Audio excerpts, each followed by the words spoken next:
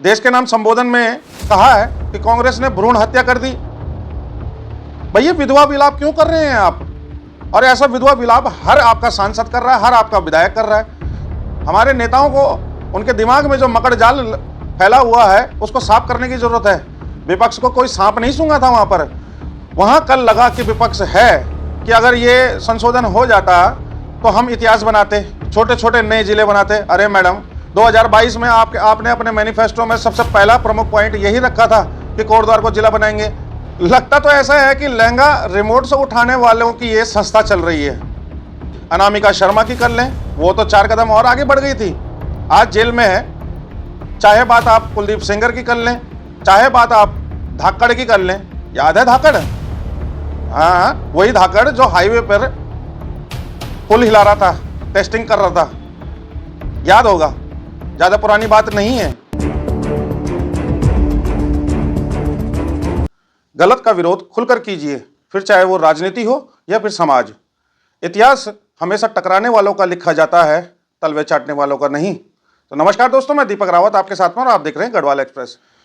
देश के तमाम नेता इस समय पर गला फाड़ फाड़ कर और चीख चीख कर चिल्ला चिल्ला कर ये कह रहे हैं कि संसद में विपक्ष ने महिला आरक्षण बिल को गिरा दिया। सच बात कोई बताना नहीं चाहता है। यहां तक कि हमारे देश के प्रधानमंत्री माननीय श्री नरेंद्र मोदी जी भी यही कह रहे हैं कि विपक्ष ने महिला आरक्षण बिल को संसद में पास नहीं होने दिया, उन्होंने इसे गिरा दिया। और ये बात तमाम वो सोशल मीडिया, तमाम वो नेशनल मीडिया के प्लेटफॉर्म चला रहे हैं। यहाँ तक कि जो हमारा मीडिया है, नेशनल मीडिया है, वो तक इस पर जो चर्चा है खुली बहस नहीं कर रहा है ठीक तरीके से। सच्चाई तो कम से कम मीडिया को दिखानी चाहिए, परंतु नहीं, वही झूठ परोसा जा रहा है। सच्चाई दरअसल क्या है, जब हम फैक्ट चेक करने के लिए गए, हुआ क्या था, जो महिला आरक्षण कानून है, महिला आरक्षण बिल है, शुरुआत से लेकर और अभी तक इसमें क्या हुआ, फिर उसके बाद निष्कर्ष निकाला। दरअसल सितंबर 2023 में महिला आरक्षण बिल पास हो चुका था संसद से और पूर्ण बहुमत से यह पास हुआ था। मतलब इसमें कि विपक्ष में जितनी भी पार्टियां हैं और जो मौजूदा सत्तासीन पार्टी है, उन सब ने एक मत होकर महिला आरक्षण कानून को पास किया था, विधेयक को पास किया था। उसके बाद पहले लोकसभा में ये पास होता है, फिर राज्यसभा में पास होता है, उसके बाद ये महामहिम राष्ट्रपति के पास जाता है और फिर वहाँ से भी इसको मंजूरी मिलती है और ये एक कानून बन जाता है। ये बात है सितंबर 2023 की। अब जो संसद में आया वो 131वां संशोधन अधिनियम था, जिसमें कि ये संशोधित होना था कि कब क्या किया जाएगा। जो सदन में ये गिरा वो 131वां संशोधन था। 2023 के बाद इसमें क्या कार्रवाई होनी थी, आइए जानते हैं। सबसे पहले ये जान लेते हैं कि 2023 के बाद जब ये बिल पास हो गया था उसके बाद क्या होना था। और यहाँ पर हमारा जानना ये भी जरूरी है कि कोई भी कानून एकदम से इम्प्लीमेंट नहीं होता है, मतलब एकदम से लागू नहीं किया जा सकता है। उसके लिए कुछ प्रोसेस होती हैं और इसे लागू करने के लिए 2 शर्तें प्रमुख थी। एक तो परिसीमन का होना, यानी कि डिलिमिटेशन का होना, और दूसरा जनगणना होना, यानी कि सेंसस का होना। अब जो सेंसस जब 2023 में ये कानून बना था तो उसके बाद में यानी कि जनगणना के आधार पर लोकसभा और विधानसभा की सीमाएं तय होनी थी। इसके अलावा SC ST में महिलाओं को 1/3 जो आरक्षण था उसको भी इम्प्लीमेंट करना था। अब जान लेते हैं कि कौन तय करता है कि यहाँ पर सीटें कितनी होंगी, यानी कि आरक्षण जब 33% का लागू हो जाएगा तो ये तय कौन करेगा कि यहाँ पर पूरे देश के अंदर कितनी सीटें होनी चाहिए। तो यहाँ पर आपको बता दें कि ये संसद तय करती है, ये संसद ही तय करती है कि किसकी कितनी सीटें कहाँ बढ़ेंगी। संविधान के आर्टिकल 81 में लोकसभा की सीटें तय हैं और जब इसमें कुछ बदलाव करना होता है, यानी कि संशोधन करना होता है, तो ये संसद तय करती है। सरकार बिल लाती है और परिसीमन आयोग सिर्फ सीटों का आवंटन या उनकी सीमाएं तय करता है। अगर फ्री की सुविधाएं मिलने से जनता निकम्मी हो जाती है तो सोचिए हमारे जो नेता हैं उनको तो सब कुछ फ्री मिलता है, वो कितने बड़े निकम्मे होंगे। और यही निकम्मेपन की एक वानगी देखिए कि आज हर नेता इस पर लोगों को, जो भारत की जनता है, उसको भ्रमित कर रहा है। सही बात यह है कि ये मौजूदा समय में जो मौजूदा सांसदों की सीटें हैं वो 543 सीटें हैं। अब अगर महिलाओं के उत्थान की अगर बात करते हैं, महिलाओं के सम्मान की बात करते हैं, महिलाओं को अधिकार देने की बात करते हैं, तो भाई पहले परिसीमन होना चाहिए, पहले जो जनगणना है वो होनी चाहिए, उसके बाद में आप इम्प्लीमेंट कीजिए। ये 2029 में इम्प्लीमेंट होना था, क्योंकि 1-2 साल जनगणना में लगते हैं और फिर 1-2 साल परिसीमन में लगते हैं, यानी कि 4-5 साल कम से कम इस पर लगते हैं। तो क्यों इतनी जल्दी आन पड़ी, क्यों इतना उतावलापन करना पड़ा हमारे जो सांसद हैं, जो हमारे नेता हैं, इनको आनन फानन में 2027 से पहले ही 2026 में ये महिला आरक्षण लागू करना था। कहीं इसके पीछे कुछ और कारण तो नहीं है। संसद में इस समय पर 543 सीटें हैं। अब नेताओं ने ये सोचा कि 543 से तो काम चलेगा नहीं, तो चलो बढ़कर आगे 850 कर देते हैं इसे, क्योंकि 543 में से अगर 33% आरक्षण महिलाओं को देना पड़ेगा तो उसमें जो पुरुष वर्ग के सांसद हैं उनकी सीटें जाएंगी, उनकी सीटें कम हो जाएंगी, उनका जो अधिकार कम हो जाएगा, उनका रुतबा कम पड़ेगा, उनका रुआब कम हो जाएगा। तो चलो क्यों ना इसको 850 कर देते हैं। 850 में किसी को कोई नुकसान नहीं होगा, सबका बस फायदा ही फायदा, मौजा ही मौजा। अब ये नेता जो हमारे द्वारा चुनकर जाते हैं सदन में, हमारे हक अधिकारों के लिए इन्होंने काम करना था, हमको आगे बढ़ाने के लिए काम करना था, परंतु ये जब देखो, पहले तो इनको फ्री की हर सुविधा मिलती है, हर चीज़ में इन्हें फ्री है, इनका 1 रुपया खर्च नहीं होता है। सांसद बनने के बाद, विधायक बनने के बाद, नेता बनने के बाद, मंडल कमंडल बनने के बाद फ्री की वो सुविधाएं इनको मिलती हैं। आप उसमें और इजाफा नहीं होता क्या? तो सवाल यही कि 850 क्यों 850 सांसदों को वो फ्री की सुविधाएं, फ्री की पेंशन, फ्री की तनख्वाह और फ्री की सुविधाएं, वो पानी का, बिजली का, मोबाइल का खर्चा, आवास का खर्चा, इन सब में जनता तो पिस जाएगी।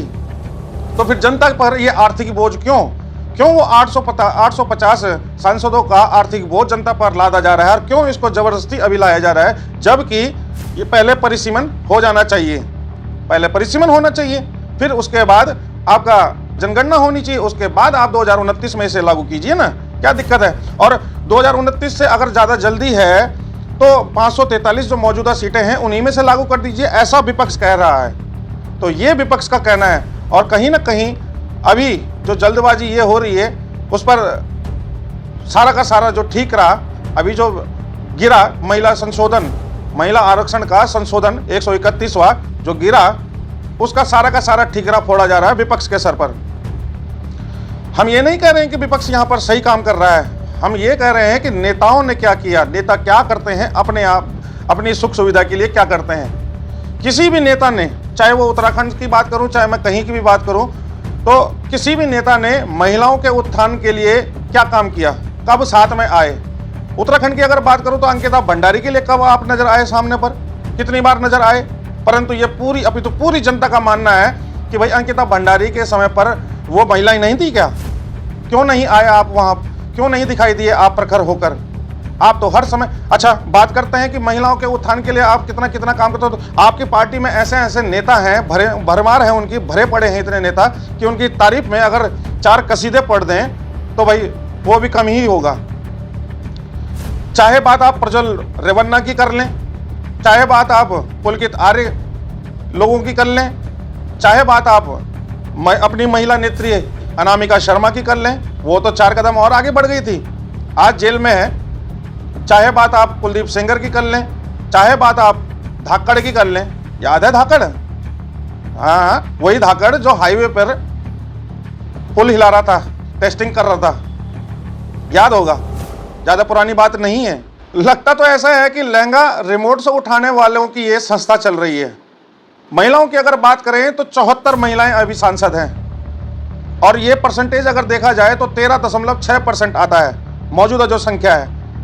तो पहले, अब अगर 33% आरक्षण आपको लागू करने की इतनी जल्दबाजी है तो अभी पहले इन पर कर दीजिए ना, पहले कीजिए तो सही, कुछ तो पता चलेगा उसका। अच्छा, एक आकलन हम आपके साथ में करना चाहते हैं कि प्रमुखतः से 2 पार्टियां हैं, बीजेपी और कांग्रेस, इनमें महिलाओं की कितनी भागीदारी है, यह हम आपके साथ शेयर करना चाहते हैं। और मैं बात करूंगा अगर तो महिला आरक्षण के लिए संसद में अभी कितनी हिस्सेदारी है, चलिए बात करते हैं। यह आकलन बीजेपी वर्सेस कांग्रेस का है। लोकसभा में बीजेपी के कुल सांसद 240 हैं, महिला सांसद 30 हैं, यानी कि प्रतिशत आता है 12।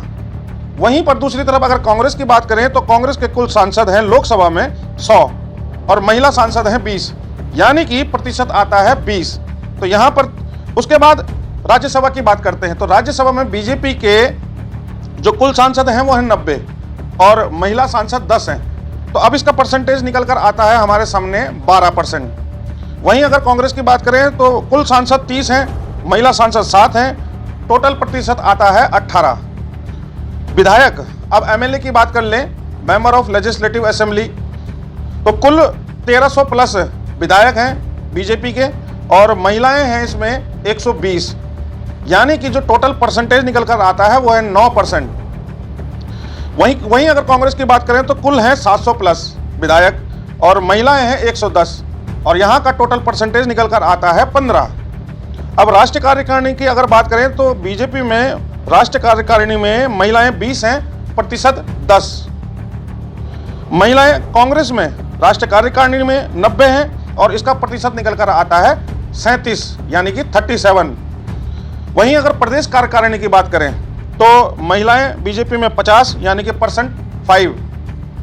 महिलाएं 300 हैं कांग्रेस में जो प्रदेश कार्यकारिणी है और इनका परसेंटेज 33 निकल कर आता है। तो हजूर, आप कह रहे हैं कि महिलाओं को उनका हक, उनका अधिकार देंगे और कांग्रेस जो विपक्षी पार्टी है उसने महिलाओं का हक अधिकार के लिए डाका डाला है और महिलाओं का अधिकार छीना है। तो यहाँ तो ये आंकड़े साफ साफ ये कह रहे हैं कि महिलाओं के उत्थान में, महिलाओं को आगे बढ़ाने के लिए आपकी पार्टी का जो परसेंटेज है वो कांग्रेस के मुकाबले कम है, विपक्ष के मुकाबले कम है।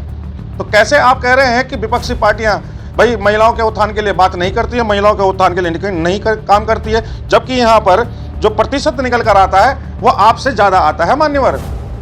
और तब आप अपने देश को संबोधन करते हैं। अच्छा, हमारे मोदी जी एक बड़ा काम कर देते हैं, देश के नाम संबोधन करते हैं। वो संबोधन देश के नाम होना चाहिए था। सोचा था कि क्या पता देश की जनता के लिए कुछ नई योजना ला रहे हो, कोई स्कीम चला रहे हो या फिर उनके किसी के उत्थान के लिए कुछ कार्य कर रहे हो, लेकिन फिर वहाँ पर वही ढाक के 3 पात, फिर वही हाथी के दांत दिखाने के कुछ और खाने के कुछ और, फिर वही चीज़ें निकल कर सामने आती हैं, वही बातें होती हैं, वही राग अलापना होता है। अपने 29 मिनट के भाषण में उन्होंने कम से कम 80 बार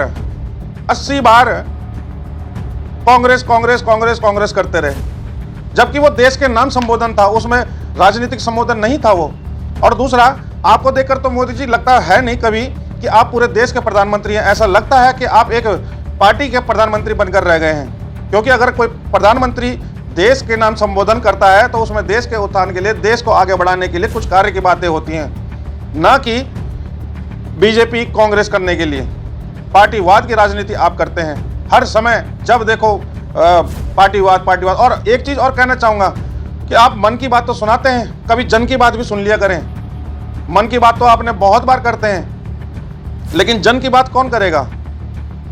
कौन वो जन की बात करेगा? वो जन जो धक्के खा रहा है, जो 10-10, 12-12 घंटे नौकरी करता है, 10,000 रुपये की तनख्वाह मिलती है और तब वो जो सामान खरीदता है, जो टैक्स देता है, उस टैक्स से आप लोगों को, आप नेताओं को पेंशन मिलती है, तनख्वाह मिलती है, वेतन भत्ते मिलते हैं, वो आवास मिलता है, वो गाड़ी मिलती है, पेट्रोल डीजल मिलता है, सरकारी सुविधाएं मुफ्त मिलती हैं, चाहे वो मेडिकल की हो, चाहे वो एयरपोर्ट की हो, चाहे वो रेल की हो, चाहे वो पानी की हो, चाहे वो बिजली की हो।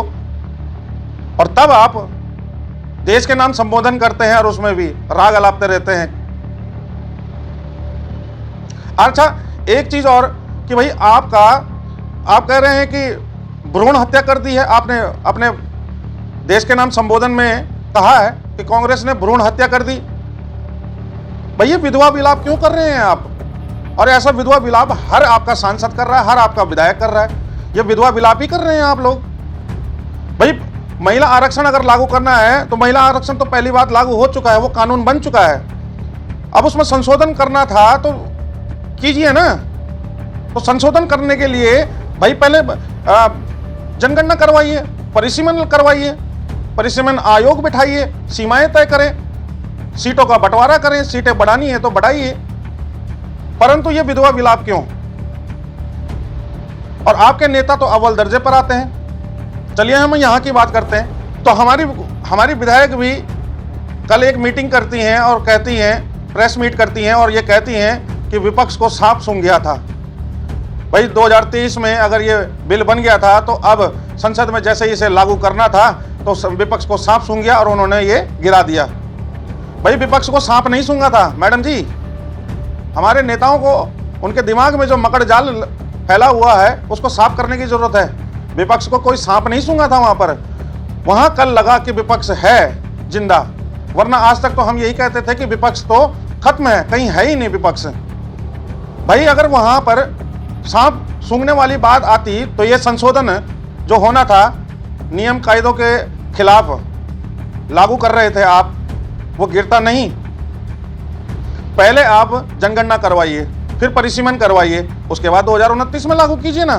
क्या जल्दबाजी है, क्या वो कारण है कि आपको आनन फानन में ये 2026 में ही करने हैं? क्यों? क्योंकि बंगाल में चुनाव है, 2027 में उत्तराखंड में चुनाव है, और शायद उत्तराखंड के चुनाव आप 2027 में ना करवाकर शायद 26 में ही करवा दें। हो सकता है ऐसी भी तैयारी हो, ये हम पक्के तौर पर तो नहीं कह सकते, एक अनुमान ही लगा सकते हैं।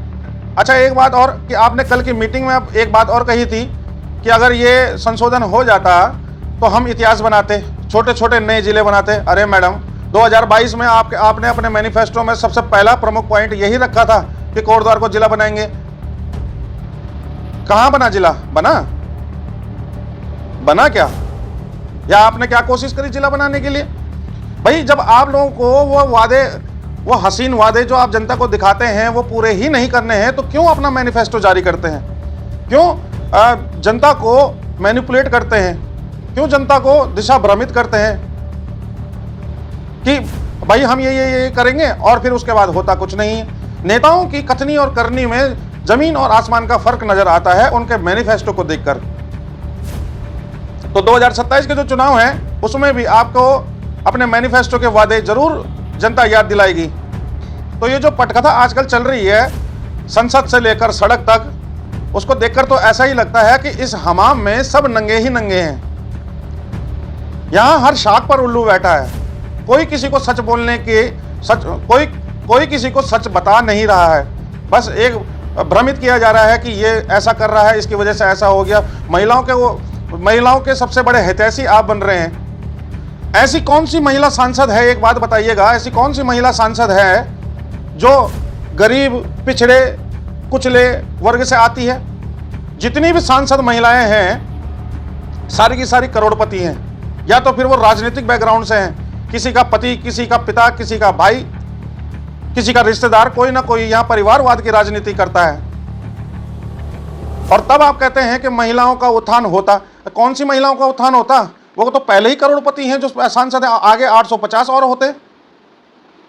आप उत्तराखंड की बात करें तो एक महिला सांसद हैं, एक ही महिला सांसद हैं, माला राज्य लक्ष्मी शाह, जो टिहरी सीट से आती हैं। और बताने की जरूरत नहीं है कि वो करोड़पति हैं या अरबपति हैं, ऐसे ही और आते फिर। भाई जो महिलाओं के उत्थान की आप बात कर रहे हैं, जो दबी कुचली महिलाओं को आप ये कह रहे हैं कि आप लोग आते, भाई कौन सी महिला ऐसी राजनीति में है ऐसी जो सांसद बनी है, विधायक बनी है? सबके सब करोड़पति हैं, सबके कोई ना कोई रिश्तेदार, भाई बहन, बाप बेटा, कुछ ना कुछ नेता हैं बने हुए, और तब आप महिला उत्थान की बात करते हैं। यह परिवारवाद की राजनीति होती है, चाहे वो किसी भी पार्टी में हो। तो जनता को छला जाता है, मूर्ख बनाया जाता है, धोखे में रखा जाता है। सच बताएं, क्योंकि जब आप जो मैनिफेस्टो में छापते हैं वो काम धरातल पर करेंगे तो जनता आपको सराखों पर बैठाएगी, पलकों पर बैठाएगी। तो नमस्कार साथियों, आज के लिए बस इतना ही। जानना चाहूँगा कि आज का जो फैक्ट चेक था वो कैसा लगा आपको। कृपया कमेंट के माध्यम से अपनी राय जरूर व्यक्त कीजिएगा। और देश और दुनिया की अन्य खबरों के लिए www.gadwalaexpressnews.com पर जा सकते हैं, आप विजिट कर सकते हैं वहाँ पर। नमस्कार।